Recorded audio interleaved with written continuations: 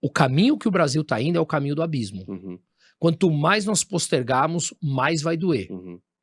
Acredite, gente, mais vai doer. Você acha que não doeu a implantação do Plano Real em 1994? Eu tinha 2 anos, não. Beleza. Foi o que trouxe uma mínima estabilidade da moeda. Sim. Mas naquele processo, aquele né? processo de instauração Uhum. da URV Uhum. para transformar em real foi doloroso. Uhum.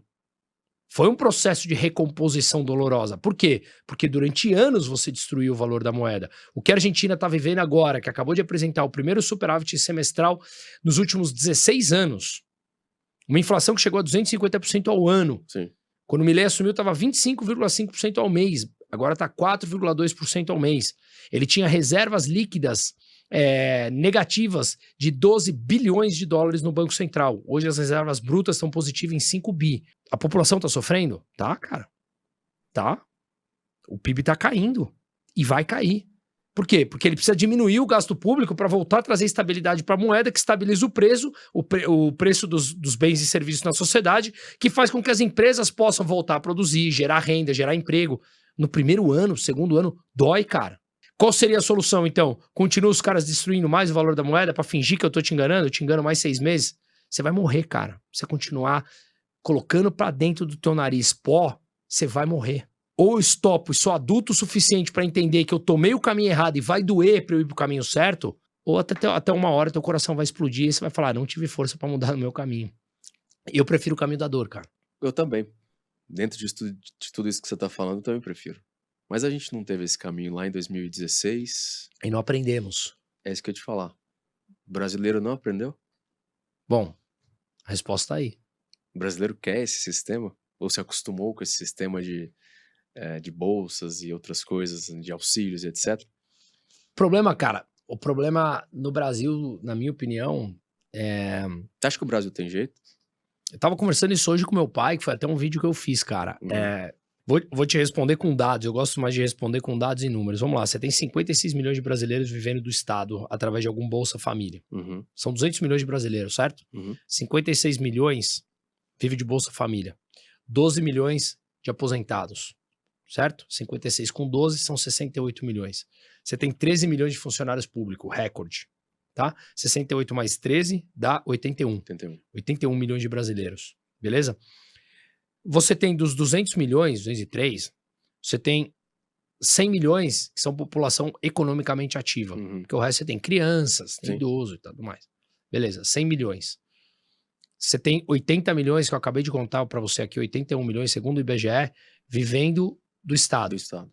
Você tem 20 milhões de pessoas, por que 20 milhões? Porque são 80 milhões de funcionário público, aposentado vivendo do Estado. Uhum.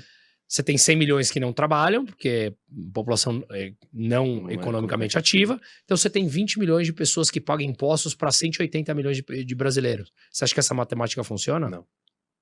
É impossível. É impossível funcionar.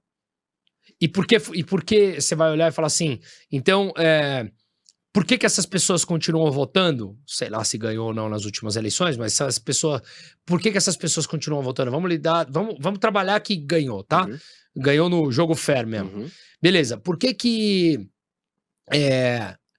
eu vou te falar, eu não duvido que ganhou. Justamente por isso que eu tô te falando. Uhum. Porque você tem grande parte das pessoas que há 20 anos aprenderam a viver de migalha. E essas pessoas, elas não são culpadas. Quem são culpados são esses burocratas que querem deixar essas pessoas à margem da sociedade para que continue votando nele. Tem alguns estados, Bruno, você sabe melhor do que eu, que são Que tem dominados muito por mais famílias há 30, 40 anos. Sim. É a mesma família que domina o estado. E estados que têm muito mais gente vivendo de Bolsa Família do que trabalhando. Exatamente. Então o que eu quero dizer é, essas pessoas, com medo de não ter o que comer amanhã, continuam votando em quem promete as mesmas migalhas. Só que eles não foram ensinados que a capacidade dessas pessoas, eles têm uma capacidade muito acima daquilo. O ser humano entra na zona de conforto e o ser humano é controlado pelo medo. Então, por que o brasileiro não aprende? Porque grande parte do brasileiro vive da migalha que o Estado distribui. Então, o incentivo perverso do Estado em gastar mais para te dar essa migalha e continuar sendo votado é muito grande, cara. E aí dentro disso, você acha que o Brasil E tem aí jeito? dentro disso, eu acho que eu, que tenho 42 anos, não tenho mais a menor condição de ver o Brasil bem. Por que não? Você acha que a nossa geração não... Tem um livro que fala, que chama The Fourth Turning, a quarta virada. Uhum. E ele mostra como que, são 2 historiadores, e ele mostra como que a fase da vida do ser humano, são 4 fases, do 0 ao 20, dos 20 ao 40, 40 a 60, 60 a 80. Uhum. E essa fase, dos 20, digamos, aos 60, é onde você produz, Uhum. né? Significa que essa geração que está chegando agora no mercado de trabalho, ela já foi doutrinada uma vida inteira na escola. Essa pessoa, o Brasil que tem uma produtividade que está estagnada há 35 anos, tá? Isso em números, Uhum.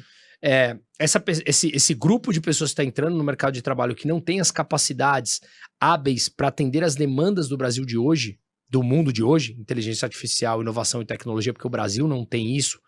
Quem puxou a inovação unicamente dos componentes do PIB foi o agro nos últimos anos, né? Serviços, comércio, serviço ou construção, comércio, as coisas estão estagnadas no geral, em termos reais. Uhum. Então, meu ponto é que essas pessoas que estão entrando no mercado de trabalho, elas já estão tardes para realmente aprender essas mudanças. Não é que estão tardes porque tem 20 anos, é muito novo. Não tem disponibilidade no Brasil para eles estudarem. São pessoas pobres no geral. São pessoas que foram para uma universidade, que saíram de lá analfabetos funcionais, que não sou eu falando. Segundo o IBGE, 30% dos brasileiros são analfabetos funcionais, têm dificuldade de entender um texto básico. Então essas pessoas estão complicadas no mercado de trabalho. E se elas não se adaptam à demanda do mundo atual, o nível de salário deles continuará sendo muito baixo, porque a produtividade é muito baixa. E aí, essas pessoas dependem de alguém para comer. E vão continuar votando nessas pessoas que estão aí, que pregam um Estado maior, que pregam dar migalha, porque elas estão com medo de não ter o que comer. Então, tem que ter uma mudança geracional. Uhum. Então, eu acho que, por conta dessa divisão da vida humana que eu acabei de falar, explicado nesse livro, pelos próximos 40 anos, não tem como o Brasil dar certo. Uhum. Então, meu ponto é, só que aí, o mercado... E eu não tô falando mercado financeiro, eu tô falando mercado real ali na rua, ele vive de expectativas. Uhum. A Argentina, por exemplo, tá uma expectativa de geração de negócios e atratividade de capital muito grande. Sim. Porque você olha e fala assim, cara, tá tudo na bacia das almas. Só que a perspectiva, se continuar dessa forma, é muito boa. Uhum. Então eu quero comprar alguma coisa na baixa aqui, pra eu surfar essa alta. Exato. O Brasil tá no caminho inverso. Então, a gente não vai ver, na minha opinião, Uhum. explicado por isso, Uhum. e eu gostaria muito de estar errado, não vamos ver um país avançado, mas a gente pode ver um país começando a melhorar. Uhum. O problema é que a gente não para de cavar. Mas você acha que então o movimento que a gente tem que estar participando é um movimento cultural para que essa geração nova que está chegando possa ver um Brasil melhor? O movimento cultural, sim. Por exemplo, que o Guilherme Freire tem feito, excepcional. Em busca da verdade, Em busca sim. da Participei verdade. muito com ele já lá. Excepcional. Esses movimentos é que vão de fato mudar o Brasil? Então, uma coisa que o Guilherme Freire e o próprio Kanner, que está encabeçando, que é bem Sim. amigo meu, fala é que Entrevistei ele. esse grupo no governo vai cair, Uhum. né? Não tô falando agora, necessariamente, Uhum. vai cair essa mentalidade e Sim. você tem que ter pessoas fortes o suficientes para assumir o poder, Uhum. né? Que eu concordo integralmente com ele, Uhum. né? Porque a gente tem uma geração fraca, Total. fraca espiritualmente, fraca mentalmente falando, né? E a realidade bate a porta. Uhum. Então, nesse ponto, eu concordo totalmente com ele. Uhum. Mas eu acho que isso tem que expandir para uma base educacional mesmo. Uhum. Lá de baixo. Lá de baixo, as pessoas entenderem o mundo hoje. Uhum. Entendeu?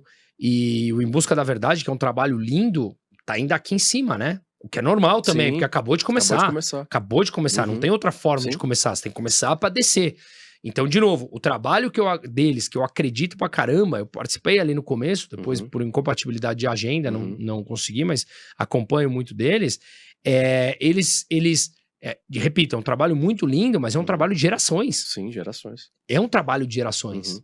Eu dou aula na Link, que é uma faculdade aqui em São Paulo, que é uma faculdade bem diferenciada pelo nível de preço que cobra. A galera que entra também é um nível de pessoas que tiveram condições de estudar e tal. Eu vejo muito legal, porque tem várias pessoas da Link participando do Em Busca da Verdade.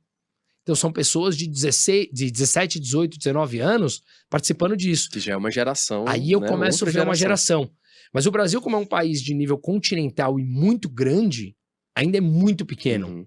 Então, repito, lindo, apoio, acho maravilhoso, mas também está lidando com um problema geracional de chegar até a base, que é uma questão matemática. Mas aí seria esse o movimento, por exemplo, os seus workshops que você está fazendo, ou um outro movimento, aí surge um outro movimento lá no Rio de Janeiro, eu acho e que é esses isso. movimentos vão mudando a cultura e o pensamento do brasileiro. Cara, os meus workshops, o teu canal, o meu canal, o Em Busca da Verdade, foi o motivo pelo qual eu comecei a dar aula na faculdade, Sim. a Brasil Paralelo, o Jornal do Oeste, a Oeste, a Revista Oeste, o Fenômeno Milley. Sim.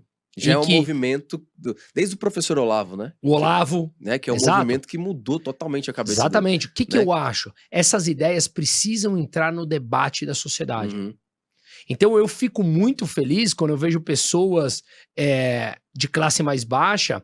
Esses dias, por exemplo, eu fui levar minha filha no colégio. O colégio dela é perto da minha casa, né? E eu levo ela, tem 3 aninhos, quase 4. E eu levo ela de motinho, de scooter.